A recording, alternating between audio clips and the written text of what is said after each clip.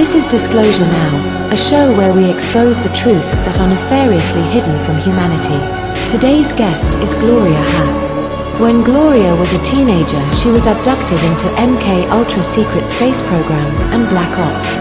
She is a visionary starseed, natural-born clairvoyant, healer, and has mediumistic abilities. Gloria is an award-winning author who shares her experiences through her work. Welcome to the show, everybody. It's Arking Ra. I'm here with my co-host, Brian Singh, the Solar Bee, and we're here with our guest today, Gloria Hass. Am I saying that correctly? Hass, like the avocado. Yep. Okay, perfect. And yeah, this is just kind of one of those things. I guess I'll just say how I met Gloria. Basically, Brian was just like, hey, this woman really should be on the show. She has a book. And this is just one of those situations where this is how me and Gloria are meeting, kind of in a public setting, and she's going to talk about, you know, her experiences in MKUltra programs, Black Ops, and as well as with different ETs that she's been in contact with. And yeah, she has books, award-winning books apparently, so I highly recommend you check those out. We have a link in the description. And yeah, just welcome to the show, Gloria. We're so happy to have you here. Thank you for having me, and feel free to ask questions. Yeah, oh, of course. And maybe I could add in a bit more to introduce Gloria. When Gloria and I found each other through the close-knit community online, through the dumpster fire platform that's Facebook. And, you know, one of the things that I found very quickly in speaking with Gloria is that Gloria, you know, and without you even knowing the people that I was mentioning, your testimony in so many ways is consistent with that of Niara Isley and Niara Terra Isley, I think is how she goes by online. And then also Olivia James, who wrote the book Gray Mouse. And then I was really happy and honored to get to connect the two of you and Olivia. And then in this process, you've been, you know, putting in a lot of the suggestions from folks in the community out there. Write down your testimony, get it in a book form, and then now it's out. So congratulations for that. And so I'm so glad that you were able to connect with Arkin so quickly and be here on our show. Thank you. Well, thank you. And Brian, I thank you for answering questions that I had been seeking for many years, since I was a teenager. Why was I missing my junior year of high school? Went through regression therapy, nothing showed up. You know, after 30 some odd years of therapy, you start wondering what is going on. And then you explained it to me that my memory was wiped. Yeah, if I may, Mm-hmm. in our community, the experiencer community, I think a lot of people aren't best served necessarily by traditional hypnotherapy techniques. It seems like people who do quantum hypnosis healing technique and who also have a good knowledge of the subject matter, because if you're a hypnotherapist and you've got someone under and they're talking about time travel and Mars and being in cages with children and Nazis on the moon or whatnot. Be careful about saying that word on YouTube. Pardon me, that's right. We're still on that platform. Yeah. I'm so bad at that. That's all right. We meant like not seeing. Not seeing anything. I do not see. We're not seeing anything on the moon, but there's stuff there. That's what we meant. That's right. I'm not seeing self-harm here. Okay, so yeah. But where were we? In terms of if they're not equipped to deal with those realities that are realities and write them off and don't take them seriously or think there's some kind of paranoid schizophrenic delusion, then that person obviously is not going to be very well served. And so that's where having encountered now in the last 2 years many experiencers and survivors in this community and seeing what seems to work and what not to work, was very happy to point you in whatever directions that I've been able to, Gloria. And I appreciate that, because I was able to ask Olivia James a lot of questions, and she was able to explain what I had been through, because I would just write everything down and then get the feedback in return. So I'm not taking anyone's stories and claiming them as my own. It was just, no, this was a secret program that you were in, and this is how it was run. So then that started explaining a lot of other things that I thought were nightmares were actually, and what you had also confirmed, was actually what happened during Black Ops and my Black Ops operations, and that Right. they're still happening. So there are a couple components there, right word to describe that all, nightmares. And, you know, the things that you were saying to me early on, right off about your own testimony, you know, I'm not going to get too graphic, but the sexual misery programming and the way that they select females on what basis for what uses in terms of like their whole brothel system is horrible. And, you know, people don't make up those kinds of details. And especially the things that you're saying ring so true and consistent with what other survivors of these programs have said over and over. And so there was like no doubt in my mind. It's like, okay, you know, Gloria's been through some of this stuff. You know, what it is remains to be seen. I didn't want to put any words or testimony in your mouth. I just wanted to give you as much perspective from the other people out there with their testimonies that linked up with exactly what you were saying to me. So there you go. And if you want to speak to that, and then the programs too, there are people in our community to this day who are having seemingly memories or recalls of missions that they may be taken on to this day, where they're being used at night to go on missions wherever. And a lot of the things that you're saying to me about the combat type operation sounded very similar to that. Yes, and the interesting part is I wasn't alone in that situation. I had two female classmates who were there. They remembered everything, only I didn't. And when they spoke to me in my senior year of high school, and even later, I'm like, when did we meet? They go, last year, in junior year. It's like, I don't remember it. And even a woman, we were girls at the time, you know, teenagers, that in my junior year of high school, I supposedly had lunch with every single day. I didn't remember her in my senior year. And all of a sudden she thought I was being a snob and too good for her when I said, I don't remember you. And that hurt Archie me. had a similar situation there. Yeah, it's just so horrible how they gaslight us and just make us forget our whole lives, you know? I'm having an emotional reaction to hearing that, because it bothers me that you had to go through the same thing as me. And trying to just compose myself here, because I'm trying to present the information here. I in second grade, so I was a lot younger than I guess when it happened to you, but I had all these memories of I was in the talented and gifted program, is what they told me when they brought me into these Black Ops programs. They called it the talented and gifted program, which is a real program, turns out, that they actually have kids in, but they're able to sort of, I guess it's because it's only a handful of kids that are in that class.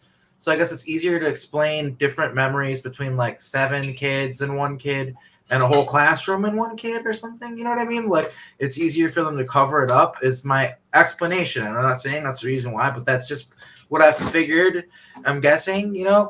And yeah, I just remember like from second grade, I went into third grade, and I wasn't in the talented and gifted program anymore, which is this program that, you know, supposed to help kids become like successful in whatever field it would be that they're supposed to succeed in.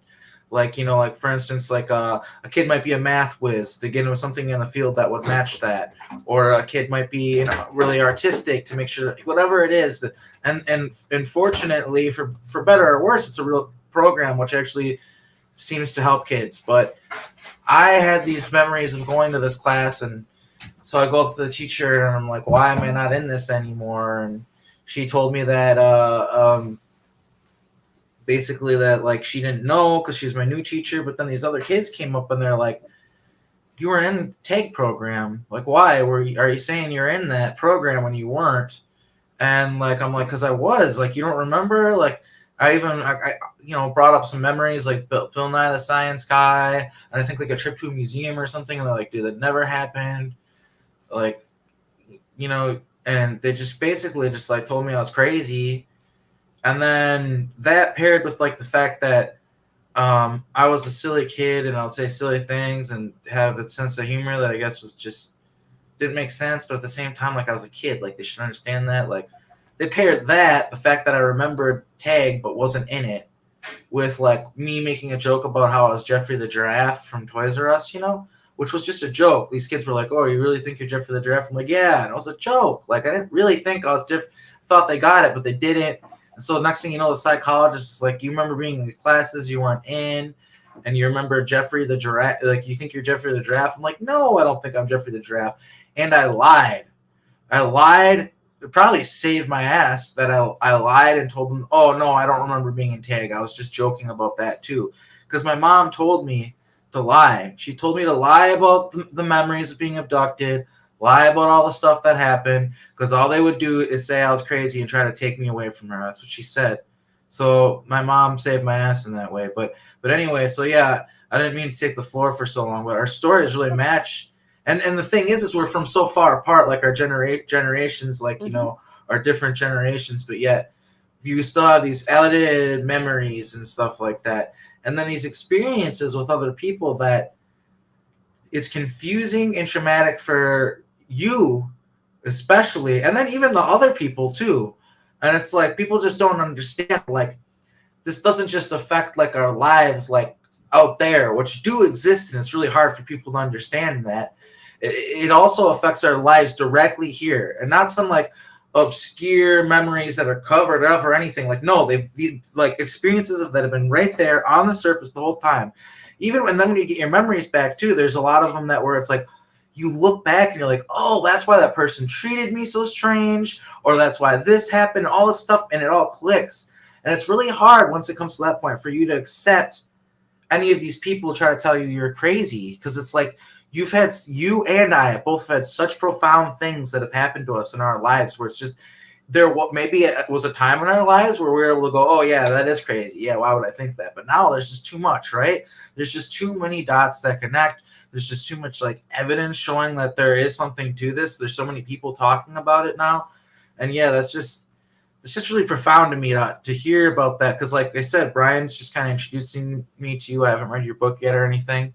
I definitely will. I'll make sure to get myself a copy, but this is how I'm meeting you. And yeah, like our memories and the things that have happened to us are extremely similar. So yeah, I appreciate you giving that testimony. If you want to like kind of explain a little bit more about just like your past and like what it was like for having these strange discrepancies in what you remember and what other people remember, and just kind of figuring it out. And like now, like what does that look like for you? Like what has that been like emotionally? Like how have you been handling it?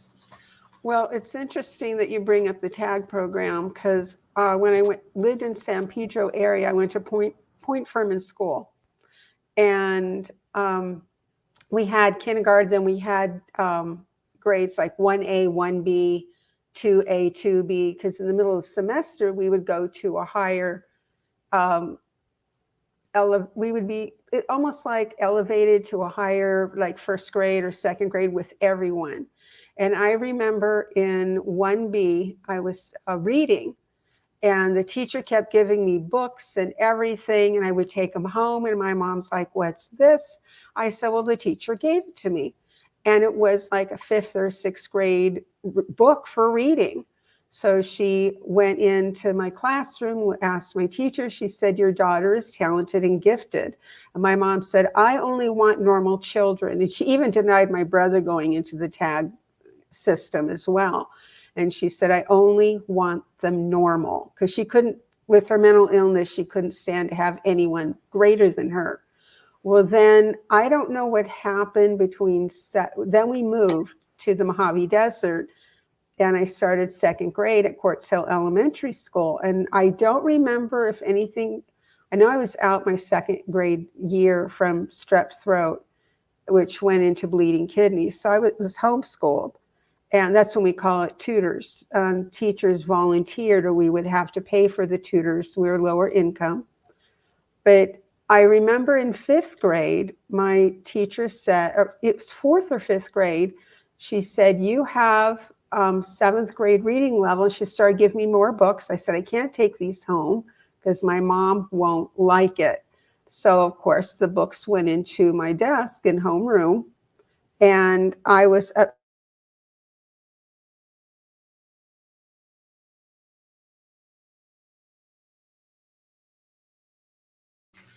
You froze for a moment there, Gloria. We're just gonna kind of let this hiccup work its way out, and then once it, yeah, here we're good. All right, so okay.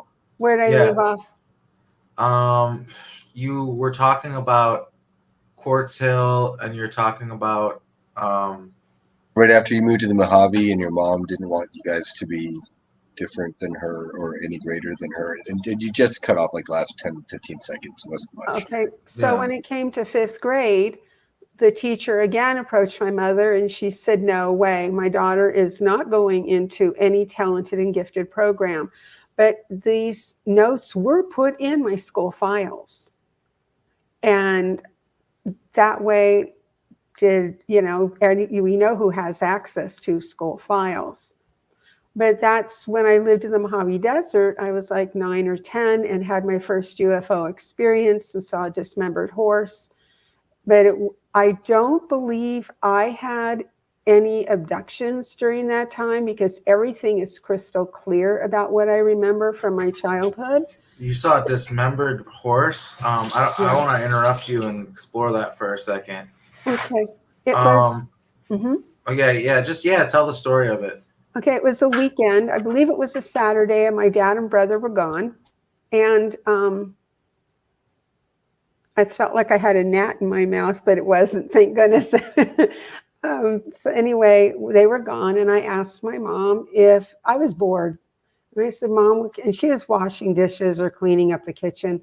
And I remember her in the kitchen area, and she said, why don't you go to the park? And I'm like, well, I don't really want to go to the park and stuff. And she goes, well, why don't you go see if a friend, I'll call her Teasy, if she can play. So I went to the phone. She said, no, you walk. She's only half a block from where I lived, country block. And she said, or at the other end of it. And she said, no, go to her house and see if she can, come. Just my mom, I think, wanted some alone time. But as a kid, she was like, no, mom. But anyway, I was walking down and Teasy's mom said, yeah, you can go to the park. So as we're walking back, there was a field, there's a house, and then there was a field, which now has 2 houses on it before you get to the house that I lived in on L10. And Teasy was saying, do you see that? And I'm thinking, see what? Because I'm just talking away and everything. And she pointed and it looked, and I'm like, what is that? And we got closer. She goes, it's a horse. It's a horse laying on its side. And we thought maybe it was one of Nikki's horses that had gotten out because they had thoroughbreds and quarter horses. And we went up to see it because it was the same color as one of her, 2 of her horses. And we got there and it was a half a horse. And it was just like, oh gosh, half the head, half of the full tail, half the body, 1 front leg, 1 back leg. And wait a second. So Gloria, it wasn't like the horse is like this, like this is a head and this is a tail, and it was cut in half. It was cut like that. Yeah, Exactly. that's very interesting. I'm not sure if there's any correlation here, but I'm just gonna bring it up just for entertainment purposes and just food for thought. Just for entertainment purposes, folks.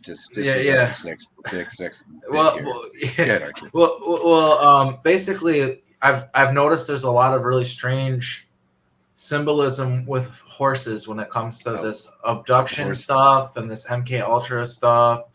Like my book is, the cover of it is Lucifer. Do you know what Lucifer is, Gloria? It's like this blue horse with like red laser beam eyes that's at the Denver International Airport. It's like a big statue, which has a weird story behind it. It fell and killed its owner, and pretty much everybody that knows about it thinks it's creepy and weird. And there's this whole connection with that in the cover of the Montauk Project, which has this golden horse on it, which looks the same. And it's got the lightning bolts, which that's the same as the symbol, which is a chess piece horse. I think is the knight. And 2 lightning bolts behind it. That's the symbol for the Psychological Operations Division of the United States military.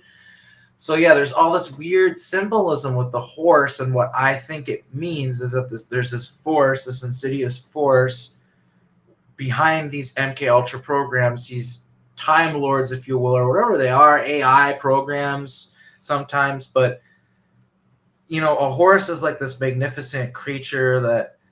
And I want to bring up, it was actually my partner Kat who pointed this out to me.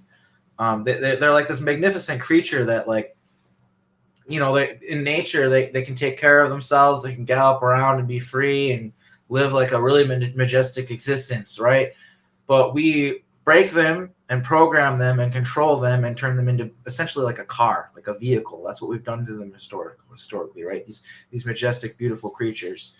And to me, that's, to these people that are behind these operations, that symbolizes breaking the human spirit, breaking the human will to be free and to survive and to be liberated, and controlling humanity.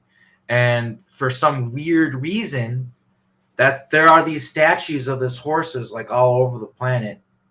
In future, a potential future where these weird time lords get their way and things end up bizarre, like I've seen it.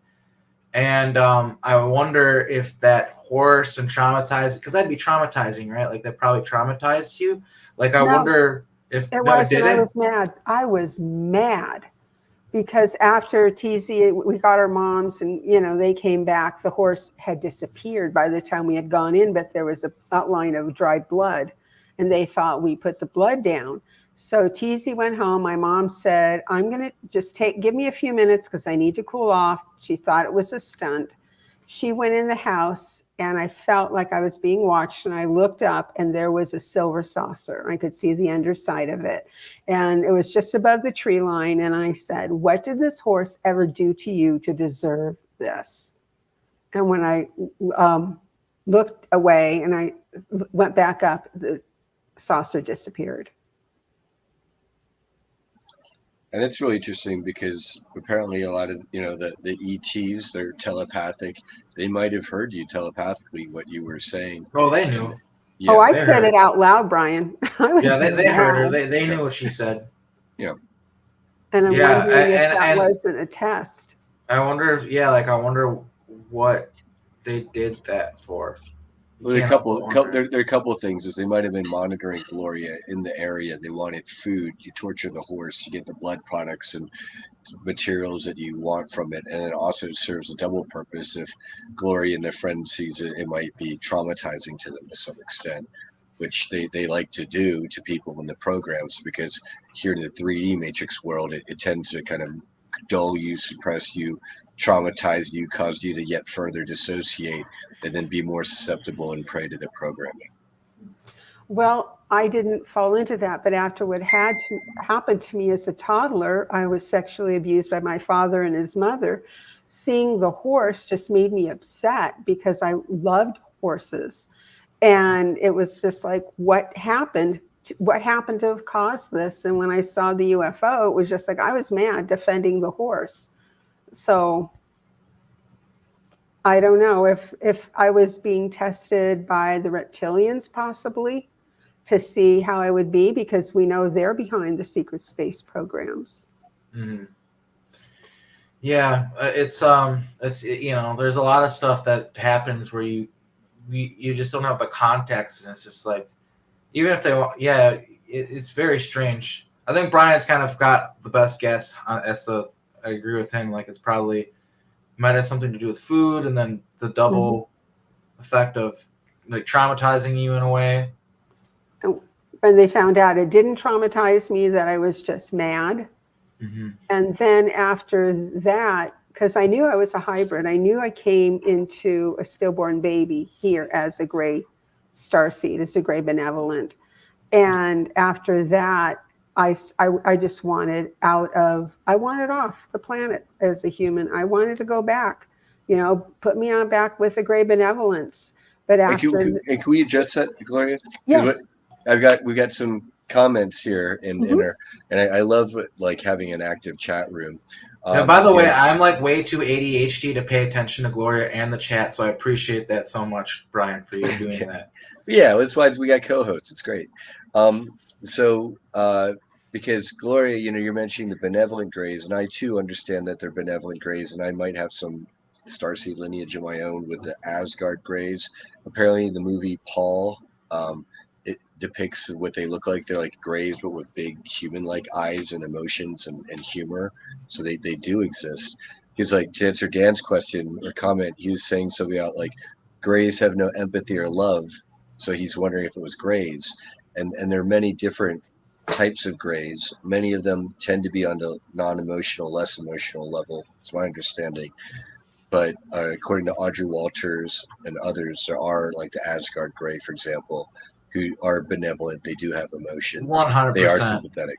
Yeah. Okay. Then maybe 100%. Arkeem And I might have really don't encountered like them. it. Even the reptilians, there's benevolent reptilians. Mhm. So it's like it's always a really terrible thing to paint any species with the same 100%. brush. Which I realized, by the way, and I've got to say this really out loud on my show. I've really done that with the Zahami and the ones that are considered archangels. I'm still struggling to understand it, but I think what I realize is I've painted them all with the same brush, and like some of these Zahami probably wanted what's best for humanity, and unfortunately the nefarious ones of their group got in the way of that. But that's a whole nother story.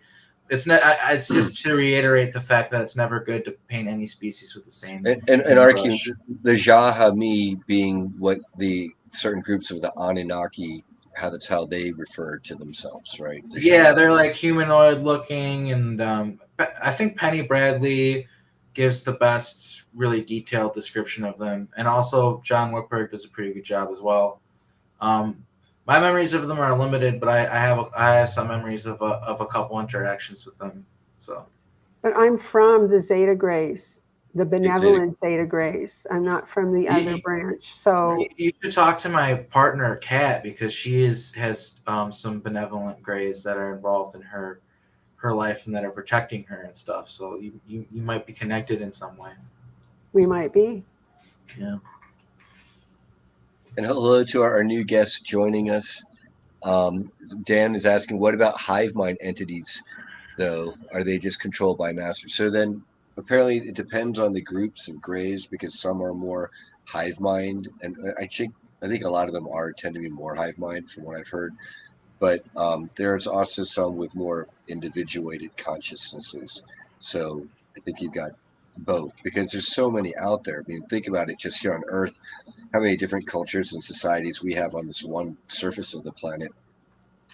Now imagine throwing in, multiple planets and star systems, and they're intermixing, interbreeding, hybridizing, throwing in time travel, being enslaved and hybridized further, and on and on and on. So yeah. Because I'm individuated minded as well as hive minded, because I can choose to turn it off. But when I go and I relax, that's when the hive mind comes. And that's when I can talk with my extraterrestrial daughter and son at the same time, or, speak with the Galactic Federation and know what's going on that metaphysical plane. So there are times where they will pop in with a message if I need to relay it.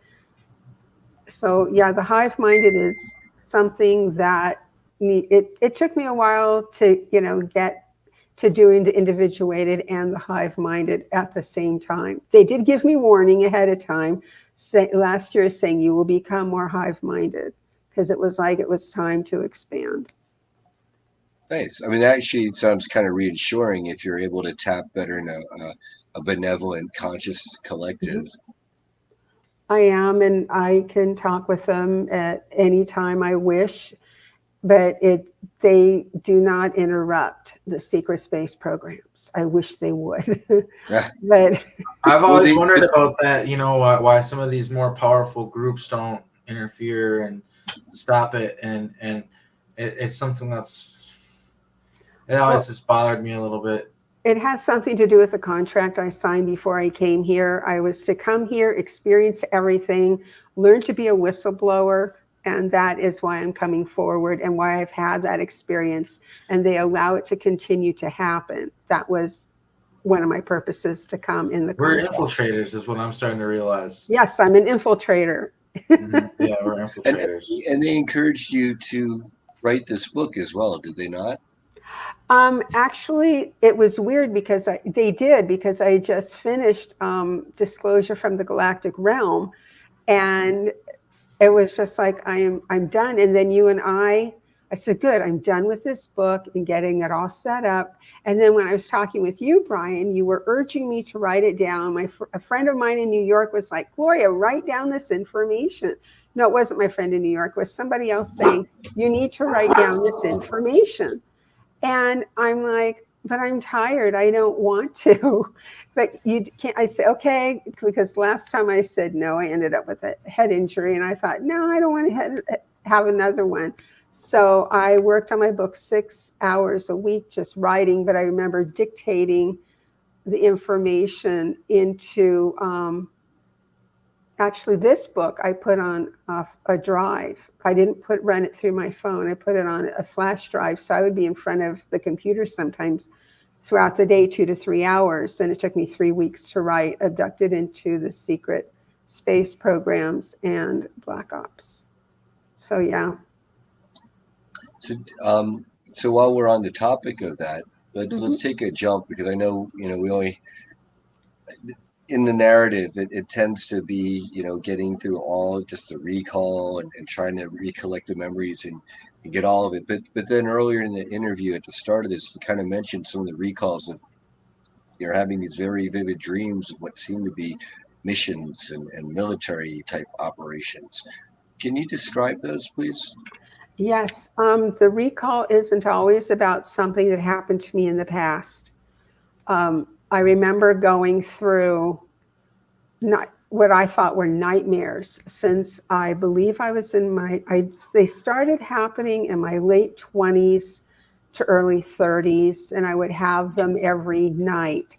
When I first relocated back to California, I was living with my parents, and my dad would hear me get up in the middle of the night, or my mom was just coming in from work because she's a registered nurse, and see me in the living room. And I would have, of course, the kitchen light would be on, which was just like right across where the living room is, so I could still see it. I didn't want to go back to sleep, and she asked me what was wrong. I said, I'm having these nightmares. And what I was actually first recalling was my training into Black Ops, to where I had to physically kill someone. And what they did was they put either my mom or my dad's face on the person. And because of the anger I had inside and the rage, they would notice that if they would put that, make it look like my parents, I could take out all my rage, which added to the super strength they gave me, and I could kill someone very quickly. And then if they put my brother's face on it, even though he hated me, he's my half brother, he hated me because I knew who my biological father was. He didn't, because my parents kept saying it was my dad, and he didn't look like anyone in the family, but he did look a little bit like my mom's older brother, but not much. And it was like I had a difficult time with that. So they kept his face off of the target and just put my parents in. And then it started being to where I didn't know who I was killing. And then when I realized that I was no longer in training, I was actually killing people on the streets somewhere in the program. And I would remember calling, after I moved out, I would call my mom in the middle of the night. She said, what's wrong? Because she was still awake, unless it was her night off, and she would answer the phone. I said, she says, you're having another one of those nightmares? And I said, yes, I am. And she would talk to me, and if it was on a Friday night or, you know, a Friday, she would say, why don't you come over and stay with Dad and I in the guest bedroom? And that seemed to alleviate some of the nightmares or missions. But through the week, having them in the middle of the night, waking up in a dead sweat, and then having profuse having to sit on the toilet because that was, I guess, a side reaction to killing someone. I would lose control of my bowels, and I still would have to go to work. So all of that was just really weird for me, thinking, what is going on? But my parents seemed to be supportive when I was in my 30s, but my dad's the one who put me into the program to begin with. And can you talk about yes. because your father, did he sign papers with people? Was it a handshake? Was he a Freemason? Was he in the military? How did that come about? He, when we were living in the Mojave Desert in Quartz Hill, my dad worked for a big box store. And then he was trying for a promotion for assistant service manager, but that would mean a transfer to Santa Maria, California. He got the job, and I remember him coming home and saying, they asked some really weird questions, like what? How many kids do you have? What ages are they? You know, and they included that in the interview, which my dad never had with RCA when he worked for them in the LA area, or when he first started working for this box store. I'm going to say this right now, at least in my professional experience, and I was a job recruiter once and blah, blah, blah. I don't ever remember grilling people on their kids and their ages and all that. That was not ever part of the job interview, guys. Yep.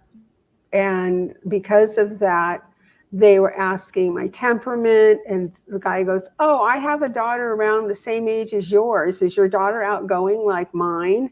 My dad goes, no, she's withdrawn and more of an introvert. So they already had vetted me, apparently.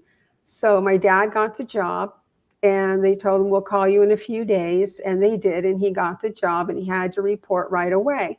So he reported. My mom said, we're not going right away, because it was my brother and I had already started the beginning. It was the beginning of my sophomore year, the beginning of his senior year of high school. She said, I'm not taking them out and they get behind. We will go at the semester break when it's snowing in Quartz Hill and Tehachapi and all of that. So we had 2 months off of school because our Christmas break was half of December. And where we moved to in Santa Maria, they were off practically most of January. So it was so boring after moving, not knowing anyone. And what do you do besides watch TV? So we get through it. But when we first went to Santa Maria, and it was the moving day, and it's like 3 hours away, 3 or 4 hour drive. And after my dad told my mom, called her on the phone before cell phones, said, you guys need to come in your Sunday best, because we're going to have dinner at my supervisor's house. And my mom said, can't we just be in travel clothes? We'll be meeting you at the hotel anyway. We can change there. He said, no, because we have to go right away. I'll pick you up and then we'll go straight over. So by the time after the movers loading everything up, and us waiting for the entire day and then going on the drive, all three of us were exhausted. And by the time we got to the supervisor's house, Mr. Mack, I'll call him, there was no food. And there was a party going on. And Mr. Mack and his wife were drunk, and there were people there in black suits. There was no dinner. All we had to eat and drink was like soda pop and eat potato chips. And my brother and I looked at each other and said, we're hungry. And my mom was trying to be nice and not ruffle feathers. But after an hour, she said, we need to go. We didn't know that we weren't going to be eating dinner. So we really need to get the kids, and I need something to eat as well. But during that hour, my brother and I were in the living room area watching TV. And I was dozing on and off, and we would be awakened whenever my dad and Mr. Mack came through with these men. That's when we had our look over. And I don't know if they took us in, that year, that part of the year, but I do know that starting the summer after my brother moved out, that summer of 72 was just before fall of my junior year started, things started getting hazy. And my dad had to have signed papers, or it might have been a handshake, because I remember that he shook hands with each of the men before we left. And then how do you pay off a 20-year house mortgage in 7 to 9 years? I know with my parents both working, my mom, it took a while for her to get a job as a nurse, but she did. But they didn't make that kind of money to pay off a house. And he had cash to buy a house across the street and turn it into a rental. So then, Gloria, this I have to ask, was your father any more useful to these assholes than to sell you and your brother into this? Or did they just, once they got you and your brother from your father and mother, they just kind of pushed your father on the side and let him just be on work in the big box store chain and left him alone? Or did they try to move him up in their little order or society? What happened? I think they tried to move him up because he was coming home drunk every night, because he had to, right after work, go drinking with Mr. Mack and his boss. That's right. You're saying that was like a requirement. That's another interesting work requirement where, like, you have to, most bosses after you work, they want maybe come out with a beer with them on a Friday night, but otherwise they want you to go home and get sleep so that you can come back and be a good worker the next day. But in your father's case with Mr. Mack, he was basically required to go drinking with him pretty much after work every day. And Mr. H, yes. Mr. H had to. I'm not saying their names, because I don't want the families coming back. But yeah, he had to go drinking most nights, and he would come home drunk. And it's a wonder he made it home. He was that drunk. And before that, I don't even remember seeing my dad drink at all. I remember when I was 7, he may have had a beer, and he may have had 2 beers in the refrigerator, and they would last several months. And my mom did, So they corrupted him, weakened him, and it made it much easier to get to you. Right. And then in my senior year, what was interesting was my senior year of high school, my brother is gone. And I remember my junior year, them taking me, but I don't know if that bled into my senior year because I was much more alert. And I remember one morning, my dad even bought a Volkswagen Beetle for me to drive to and from school. That was their car, not mine, even though it came from my earnings, I would say. And I can say that now. And I remember accidentally locking the keys in the car. And I went back in the house, and then I went to get my school books and came back out, only I couldn't get in. And my dad was the only one with the extra key. So I went in and called him at work, and he got mad. He was so flipping mad. And he came in one of the repair trucks, because I think his car was getting an oil change at the time, and he just grabbed one of the repair trucks, came to pick me up, and he was so ticked off. But then by the time he got home, he saw the trail of gasoline trailing from underneath the car. And he opened up the door, turned it off, crawled underneath, and saw that the gas line was nicked and something else was wrong. And he apologized to me and said, "This is not your fault." And then later that night, I heard him talking with my mom, and because she had gone back to working days now. So it was interesting how all of a sudden she's back working days. So that is another reason why I don't think that I was used physically. But I may have been, I don't know. But my dad, I heard them talking, so I sneaked down the hallway, and they're in the kitchen. And my dad said, I am glad that she locked the keys in the car because it would have blown up had she driven it. Wow. Yeah. So they were trying to get rid of you guys. Get rid of me. Yeah. They knew I drove the car because I drove it to Vandenberg Air Force Base for whenever. And even in my senior year, I remember getting a phone call, and it was like a Friday night or something. And my mom would work a double shift. My dad said, Gloria, one of your friends is on the phone. And I'm like, well, who would it be? So I answered the phone and was given a code word, and I hung up and I said, okay. And I looked at my dad and he goes, you can go. And I said, I can go, and hung up. Remember getting the car keys and driving to the Air Force Base. So it's like you got an activation code over the phone, and without needing to know anything more than getting the code, you knew it was time to go to the base. And then your father. I want to bring up something here. Anybody in the chat ever get one of those calls? It was more common about 10 or 20 years ago, where all of a sudden you just hear weird tones start playing on your phone. Anybody else get those calls?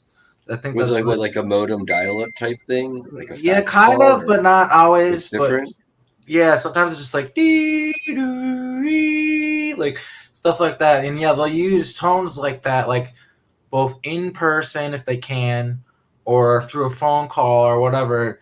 Because I guess they figured out that that is more effective than the code words. Code words are still real; they're both real, but The tones are even better. the tones activate more intensely and quickly and accurately, I guess would be a word for it. Well, this was before the internet and smartphones and cell phones. So we're talking like 1973. Yeah. Right. And so some guy, like a voice on the phone, like some dude, like, you know, he would say, like, the sparrow is red. And you'd be like, okay, time to go. And then your dad, because I think said, sometimes fine, go for it. He wasn't like, where are you going? He was like, yep, that's the arrangement. Gloria's got to get in the car now. I think that it usually works, but sometimes it doesn't. Like there's this movie, spoiler alert, it's called MKUltra. I'm not spoiling the whole movie, but there's this funny part in it where, because he's an asset, he hasn't figured it out, and he works at a gas station. He's a dweeby guy. Yeah, and this lady's trying to help him figure it out and get him safe, because there's like a certain group that's after him and they're trying to neutralize him.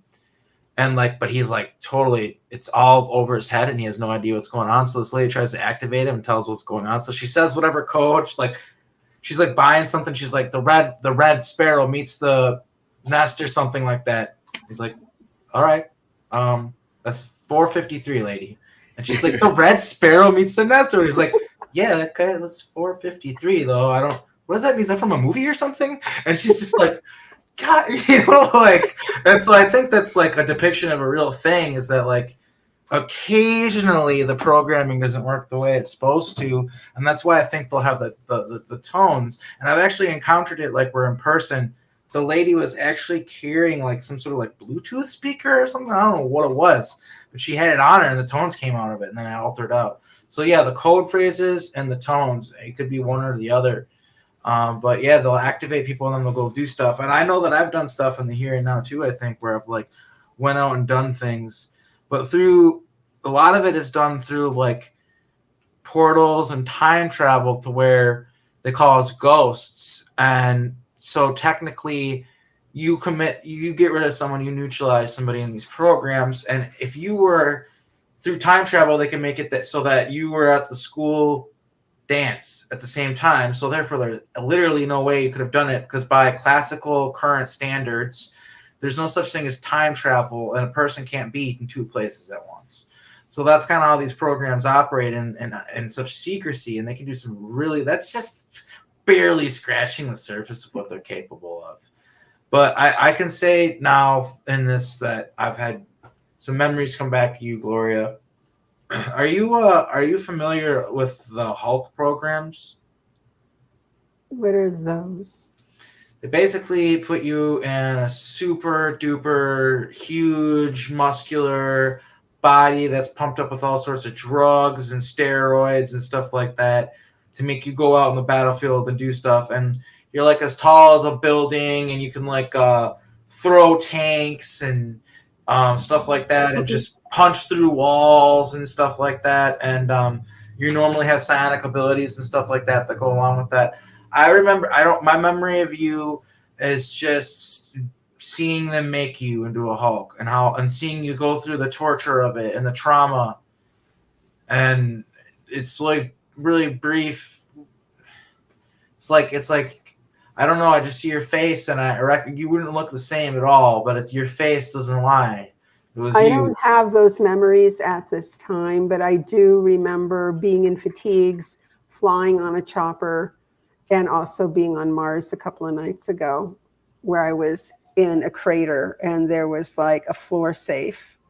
But no, I had always thought that had weird gears on the front and lettering, which looked like it was alien, of course. It was, reptilians are there. And then another soldier jumped on top of the safe, and I looked up, and he was looking outside the crater, because what we were doing was we were timing the satellites before we could get out of the crater, run across, and get back. Well, you were timing the satellites? Right. We didn't want to be picked up on the If you have satellites flying overhead a crater Oh. and you want to run and you got to get to an objective, you don't want a satellite to pick you up while you're on top of the objective. You want to fly over, run out, deal with the objective, and then get back to the shadow of the side of the crater or whatever. Yeah. Okay. So yeah, I'm guessing that I don't have the sense that we know each other extremely well or something yet, but I just know that I think that you were one of the people who was a pioneer of the Hulk programs, unfortunately, which is why I remember you being in such pain. I remember seeing your eyes, and just you were like strapped. Do you remember what year that was? And then time travel has made time totally irrelevant for me, and it's really hard for me to say where or when I was, but from what I can say is it feels old, feels 1950s, feels people still smoking cigarettes in normal everyday places, feels like that time period. So it feels like a long time ago. That also puts up into the early 1960s. But go ahead. You see me in pain, and what? I didn't mean to. I think you were in the Hulk programs, and I think what they would do is, like, when you're talking, it was coming to me too when you're talking about the anger, how they'd use your anger, they'd get you angry. That's what they would do to you, is they'd get you wound up, get you angry, get you pissed off, and then they would send you out in the battle, and you would just be just destruction everywhere you go. Like, and this is a thing that's there's been a few people have talked about this. James Rink has talked about being in it. Veronica Bartolini has talked about being in it. Susan Long. So it's like a program where, yeah, you're like the size of like a 2-story building, maybe a 3-story tall building. It could be smaller or bigger depending on the situation and what planet are you on or what do they want you to do. But they put you in these really muscular, heavily modified through tech and steroids and drugs and everything else body that can just plow through basically anything in battle, and just fearless too. They have them programmed to be fearless. Susan Long's recall is like being in one of these like Hulk program body avatar things, and on like a giant assembly line, like a GM car factory. And she's like in this body on an assembly line. I've seen those. Yeah. Like Elon Musk has one of those. He owns one of those. And all these like technicians are running up to her and plugging in hoses into her body and like pumping fluids into her or out of her. And she said she recalled it was like really painful and not fun. That's her recall. I'm wondering if they took me from the future and took me back to, a different dimension or in the past, because I don't remember anything like that happening. Yeah, it's that. Well, here's the thing that I've been saying. It's something that I really want to reiterate to everybody in this community. Is just because you don't remember something happening doesn't mean it didn't happen. True. These programs are designed to delete your memories, and for me personally, I have an emotional aptitude that most people don't have, maybe, and they can't delete my emotions. They can delete my memories, but they can never delete my emotions. And through my emotions, that's how I remember things. and that's how I get my memories back. And yeah, just because you don't remember being in a Hulk body or doing any of this stuff, or like, it doesn't mean that if you did QHHT and focused on that with your QHHT practitioner and went into that, you wouldn't find, oh, okay, I have been. Because I remember it. I remember just not being there in battle with you, but coming across you somewhere where they were programming you, and it being hard to watch because it was so brutal. It was so brutal what they were doing to you, and inhumane and wrong. It's all part of the training. When you feel up to it, would you mind writing that to me in a message in Messenger, and I can add that to my book and say, Yeah, even sure. though I don't have this memory, I can say what you remembered and when you saw me and everything. I'd love to do around it. that. I'd love to do that for you. I feel like it's Thank the you. least I could do. Thank you. Yeah. Yeah, it's a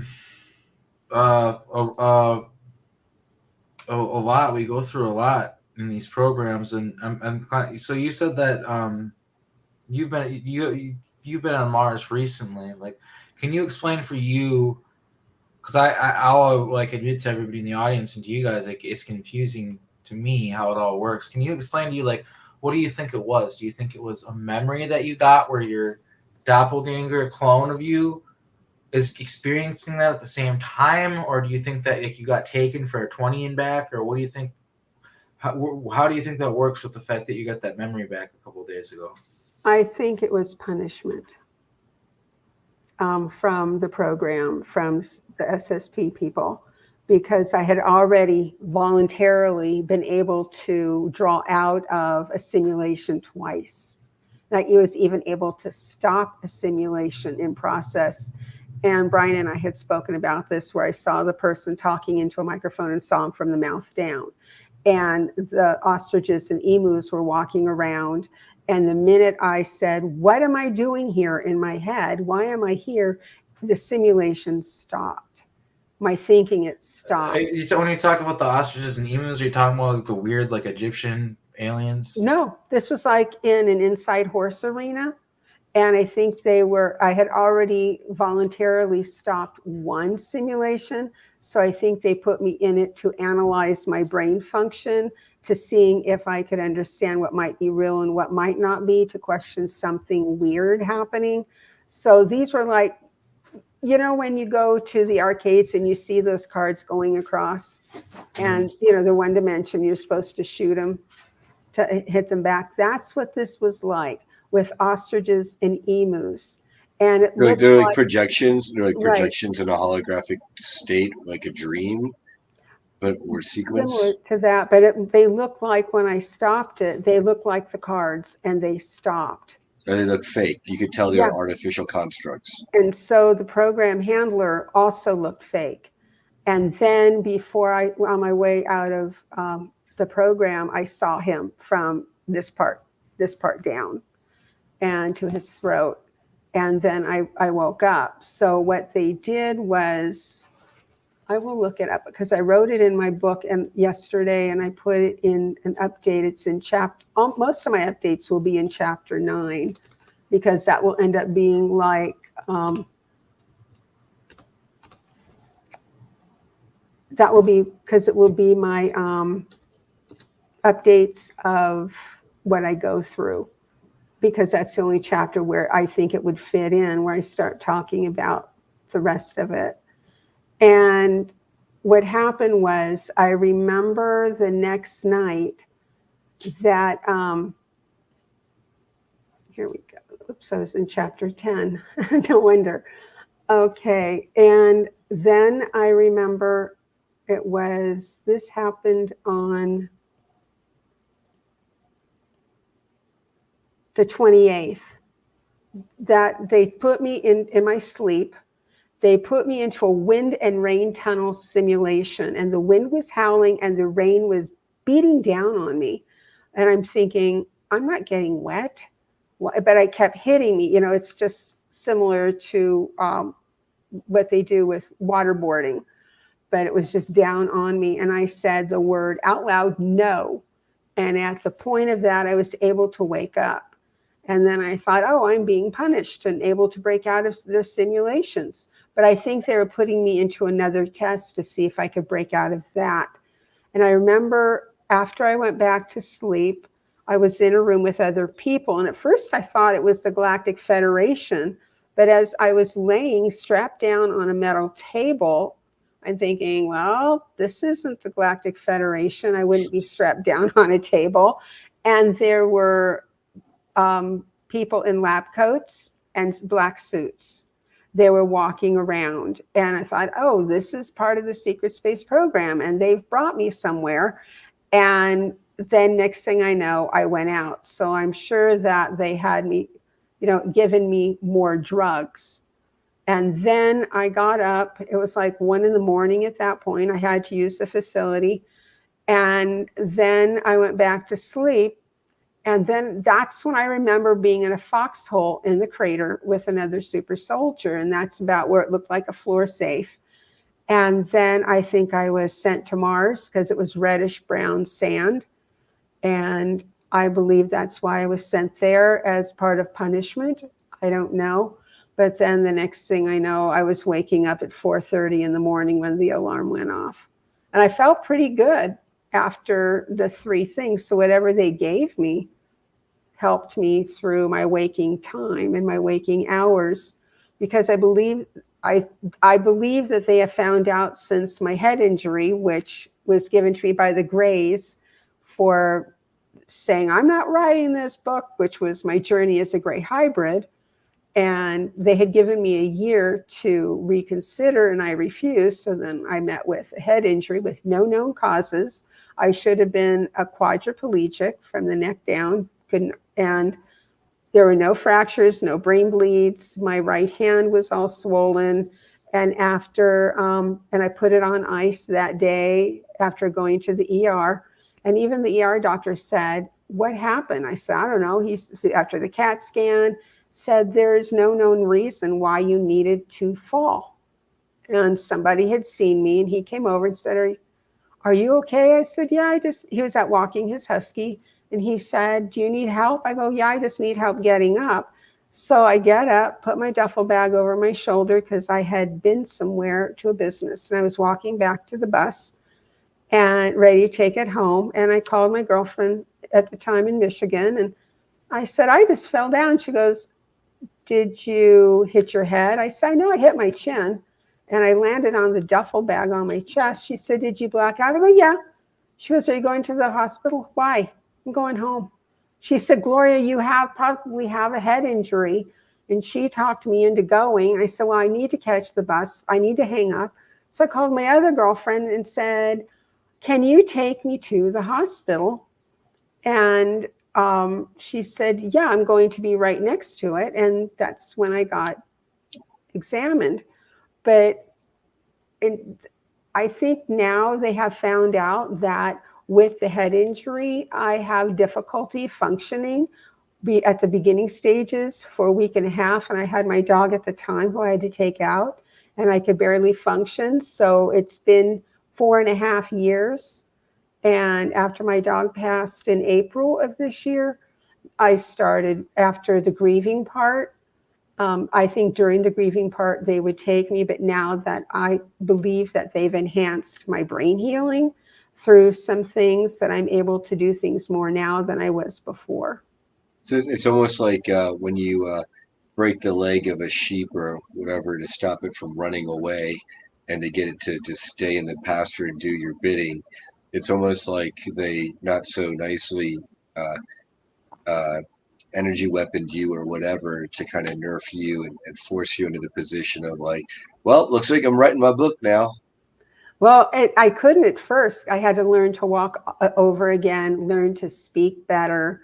And my reading level went down from an adult down to 7-year-old, the 2nd grade reading level. And I called the behavioral health program I had been in to learn about healthy relationships, because I can tell you I didn't know what they were growing up, had to relearn red flags and boundaries.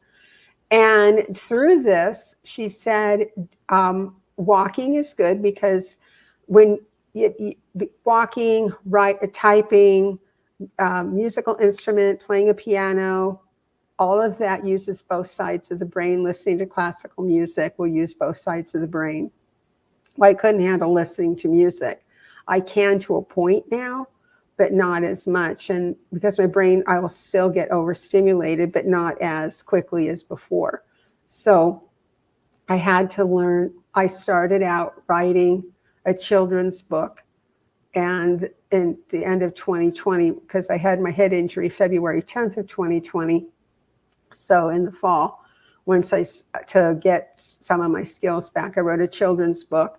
And then the following year, I wrote a crime fiction book, because it was something that I wanted to get my supernatural psychic abilities back. And all of a sudden I was thrown back into using my medium abilities, calling on spirits. And also with that, because I had selected listening to missing people, on podcasts where families are looking for a loved one. And I knew what happened on this one. And it was just like, well, that's weird. But then also on my news, my feed on Facebook, I was told one day, go there. And I looked at a picture of a friend of mine. It was a relative, actually.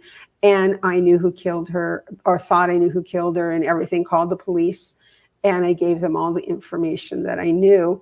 So I knew I was back on the right track. And then once that was finished, then they're saying, you're writing the book. I said, well, I can write it in fiction form. They didn't say anything. They said, no, nonfiction. But I was writing it in fiction form because I didn't want to come out and come forward. And then it was August of 2022.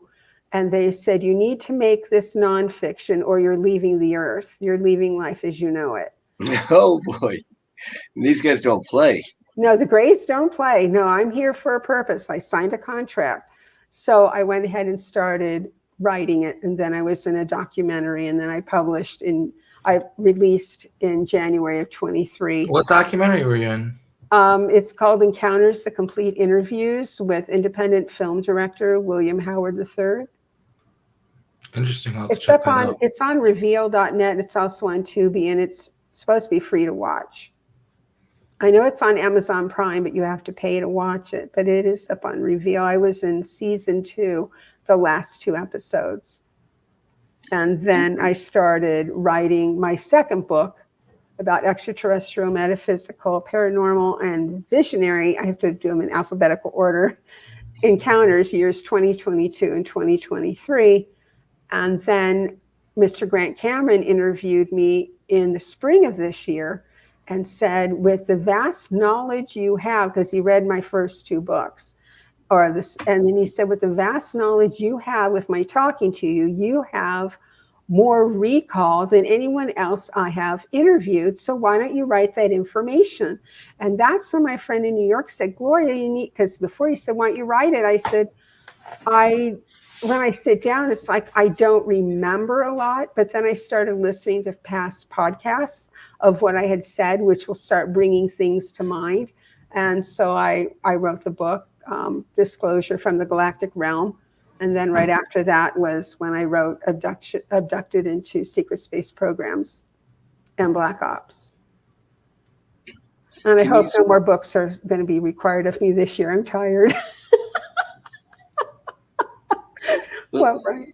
Can we speak to, this is a phenomenon that I and many others have noticed, that people who tend to have been inducted into the programs have a lot of psychic gifts and abilities. And then, here you are talking about like psychometry, where you're able to like pick up a photo and get psychic impressions and knowledge off of that, or, mediumship or telepathy, communications. So there's obviously maybe a particular faction of the Greys that you are contracted with, but then can you speak to any other beings or entities or groups that you may have communicated with? Yes, because I've had my remote viewing and psychic abilities since I remember 3-4 years old. So I do remember when I was writing my journey as a Grey hybrid, the Pleiades came one night And I remember being on their spaceship, and I was laying physically, I opened my eyes, and here was this Pleiadian holding my body, energy body, in their arms. And they had taken me for a healing and put me back together, because it was really weird how I could do both at the same time. And then the next night, and I've had that trip before, and this was the second time. And I put the pictures in, and I wrote about it in my second book, that I was taken aboard a spaceship, and I was in the hallway, and these are people say they're called Sasquatch. I call them Bigfoot, but the Forest Yeti. people. Yeah. But they're on a spaceship, and they're black with red glowing eyes, with long fingernails, all the fur. And they were pushing me down a hallway, pushing me to go. And then they were also coming from in front of me. So they stopped me at a certain point, and then the door to my right opened up, and they told me, go, or telepathically, go. And I went in, and I'm standing on the floor, and a black net starts to lower, and I grabbed onto it, and they were laughing because they dropped the floor out, and they were like floating in the air. And I was holding onto it, and that's when they were poking me and scratching me, and I woke up with puncture marks and scratches all over me.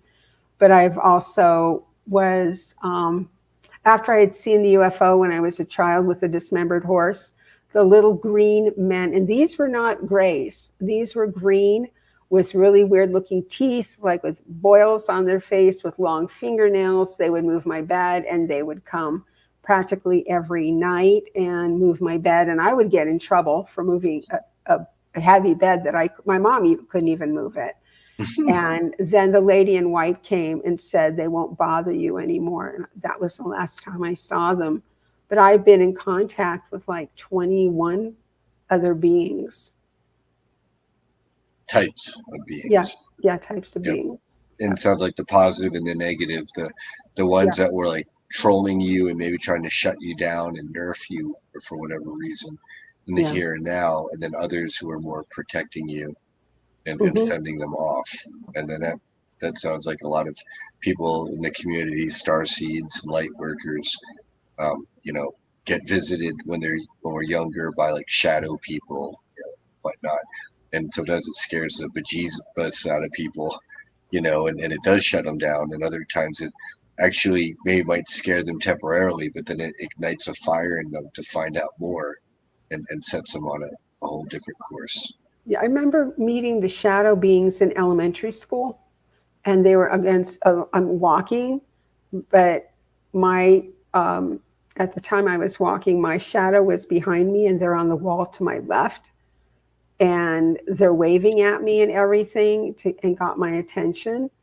And I would see them and thought, that's weird. And I would look to my right to see if anybody was standing there, not thinking at the time, not knowing the difference that the shadows from somebody to my right would be behind them and not to my left and in front of them. So and I've seen them on occasion, but they've never hurt me. And I've seen the Anunnaki look like men, dressed like men in black, standing in Are the they middle really of the tall street. and pale? They were wearing like black suits. And they had the big eyes, which I thought at the time they were wearing goggles. They had a hat on. There were two of them, and they were in the middle of the street. But when the cars would come by, they would vanish out. Then when the car drove by, then they would they would materialize. And then I was walking my dog, and then behind me was a benevolent reptilian standing in the shadows. And at the time, I didn't realize they were there to protect me. And then I finished walking my dog, and we went back in, and they were gone. I said, if you're here to hurt me, go away. And they didn't. They stayed. But the reptilian, he vanished. But the Anunnaki was still in the street as I went back to walking her back into the apartment building. Was a benevolent reptilian and the two Anunnaki men in black, were they working together to protect you, or are they at cross purposes, like the benevolent reptilian was protecting you from the men in black, or vice versa? I don't know, because I didn't pick up any weird energy. It was all pleasant. Okay, no hostility. Yeah, there's no hostility, so they were probably both. And I think it was a message for me to be more aware of my surroundings, because it was not long after that a kidnapped from secret space tried to kidnap me when I was out walking my dog. So I think that was a message to be more aware. Mm-hmm. Keep your eyes open so you can't just get grabbed up into a van Right. while walking your dog or whatnot. Which that happens to people, and then they can make you forget that it even happened. And Rocco Fowler talks about it. He talks about biking, like his little BMX dirt bike with a buddy when they were younger in their young teenage years, and having like men in a white van just drive up, the door sides open, and he literally remembers being on his little dirt bike and getting grabbed up, him and his dirt bike and all, into the van, and then like waking up hours later in the woods, like missing clothing, missing his bike, and having like walk home. Well, I don't know why they didn't bring a van, but what they started with was a guy my height, around my height, probably about 5'6", 5'7", if that, in a small car. And here I am using a walker, walking my dog. And I caught him, and a couple of times, and one time he went, and I just went, yeah, and I said, leave me alone. And I'm standing in front of the police department, which is not, you'd think, would be the safest place. This guy starts walking the little street, went, no. And I picked up my phone, and he turned around, got back in his car. But he went around the block and parked behind me on the street, and I noticed it. And he was sitting at the corner by the stop sign. So I hit the light to be able to walk across the street to where the side of the street I live on, and there were 3 couples, probably in their early 30s. And I said, I need your help. And I pointed to him. I said, see that car? He's following me. So they walked me and my dog to the door, and to make sure I got safely inside. But I came, when I got into got up to the floor where I live, I looked out and the car was still there. And I thought, well, I'm going to get in the apartment and see, if it's still there when I get inside. And it was there for 2 hours. But then when I took my dog out next time, after it was gone, I took it out the back way. And this is where I recommend everyone, like you did the exact right thing with your phone, camera phone right there, Gloria, is if you can, try to capture him on video, capture the car on video, get the license plate number, put it online, and they hate that. They hate having their cover blown, much less publicly blown, much less a photo of them. That's, if you can do that. I remember when Arkeem had that one Air Force car guy following him around, and he put that online. I thought that was great. Well, he was far away enough I couldn't get the license plate. And people were turning around and looking at him. And I'm just like, leave me alone. So I made enough of a ruckus, which the FBI taught me when I worked for them. This is what you do. Yep. Yell fire. So do you actually work for them in the here and now, or was that? Yep. After first year of college, I went to work for them at the J. Edgar Hoover building in Washington, D.C. on Pennsylvania Avenue for 13 months. What was your job working for the FBI? I had first, because I failed the shorthand test, that I was in a typing pool where you type on 3x5 index cards, information about people who come in, who commit crimes, all their pertinent information, and then you also put it on the back, and you had to meet a quota. But when the shorthand class opened up, because I tested ahead of time in my college shorthand and typing teacher, she went ahead with that. I applied because they had recruited us. I heard about them in my senior year of high school, but I didn't go then. And my parents tried to talk me into going. I think that was part of what I needed to do. And I said, I'm going to go to a year to college. I didn't feel comfortable with that, but I was also vetted to play for the Los Angeles Philharmonic Orchestra because I played flute, and they had a talent scout come at one of the recitals that we did, and he asked, and he gave me my parents the number of calling me. My dad made it to, I think my dad was told that she cannot go because my dad was saying, oh, just think that you and I can spend a weekend together alone in your apartment. Wouldn't that be great? And I had already known that what he was doing when my mom wasn't home, expecting me to give him sexual pleasure. And I didn't want any part of that. So I went work for the FBI. And yeah, my neck's hair is crawling, skin is crawling. But then I went ahead and tested, but I didn't pass the shorthand, which you had to go for 3 minutes at 120 words a minute taking dictation. I was able to do 110. So it took me a couple of months to get my dictating skills up. I would go to class. So then I was able to be, once I passed, I applied to go up into the Freedom of Information Privacy Act, one floor up, and there was no quota. And that's where I worked for them for the remainder of the time. And the rest of that story is in my book, because I really don't want to make it too public right now, because right now the FBI is being really quiet, and it talks about what they do even now to their employees. Okay, wow. Yep. That's Yeah, there's a lot of juicy That's a content good teaser in for the book. Yeah. Yeah, It's on Amazon. In there. Yeah, I'm ordering my book. It's in my cart, or it's already been ordered. So yeah. Perfect.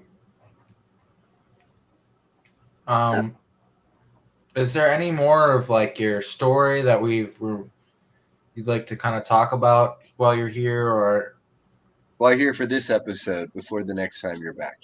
Yeah. Right. I think that's it for now, because Okay. I really can't think of anything more. And we've had a lot to go on. And you've given me some food for thought for me to be able to digest. But this, I will leave with this morning. I remember being in a while back, friending somebody, and this was part of the program. And it wasn't, I don't know if it was a simulation, and I don't think I went there as a female. So I think what they did, it might have been a simulation for me to look different. But this husband and wife, he was in the program. He was supposed to be doing things, but he was renovating his house, which was a cabin style.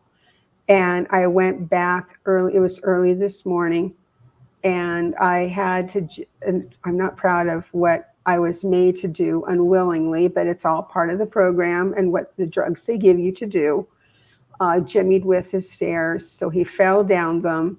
And I told his wife to call 911. She said, why don't you? I said, no, I want to stay with him because I can't call on a 911 call. We're not to do that. I was trained not to do any of that type of thing. They don't want your voice recorded. Right. So I said, you call them and I will stay here. And so she went outside, called 911, and he looked at me, and I stood up, and we are trained to be able to beat someone to make it look like they fell downstairs.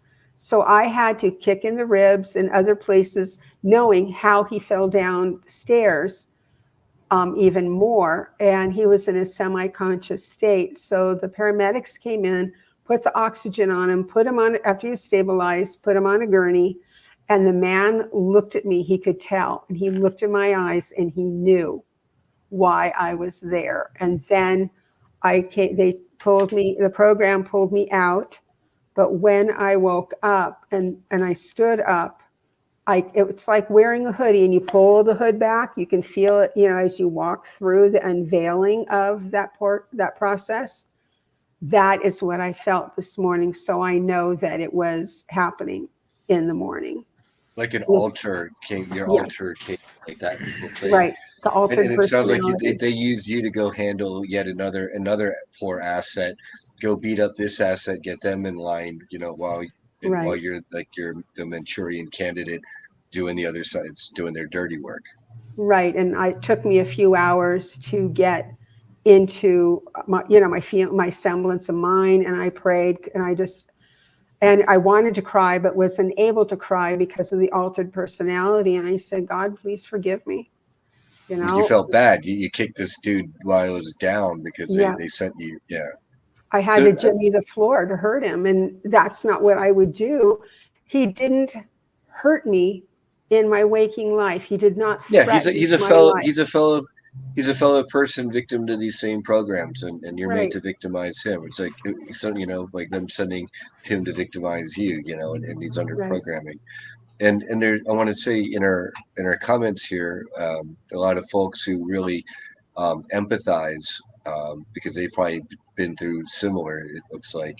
And would you like them to reach out to you, Gloria? Because I know you and I have talked about this, expanding our networks and our community and supporting each other and being there. And I'm sure the people who've taken their good time to watch this interview and be here with us, would you like them to reach out to you online? Yes, definitely. Definitely reach out to me. I think it's Gloria. Gloria.Hass.9. Let me bring it up and I can tell you exactly. Gloria.Hass.9. Yeah, it's Gloria.Hass.9, the number 9. Is it a Gmail? No, that's on Facebook, Okay. facebook.com. Yeah. Yeah. And if you find me, Brian saying the Silver Bee, actually, maybe you have to be a friend of mine to be able to see Gloria, but you'll find her online. Yep. You see my face. Yep. So All please right, message well, Gloria. thank you everybody for being here. Yes. And it's been really great talking to you. I'm going to kick you guys off the stage. And I thank you agree. everybody for tuning in. We really appreciate Thank you so you. much. This information is really important, and we really appreciate everybody giving your ears to it.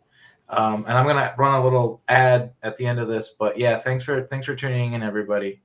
Thank you so much, everyone. I truly appreciate it, and I'm happy to be here for you. All right, see you guys later. Sorry, I kicked you off a little fast. Okay, like I said, I'm gonna show you guys something here, and then I'm gonna end the show.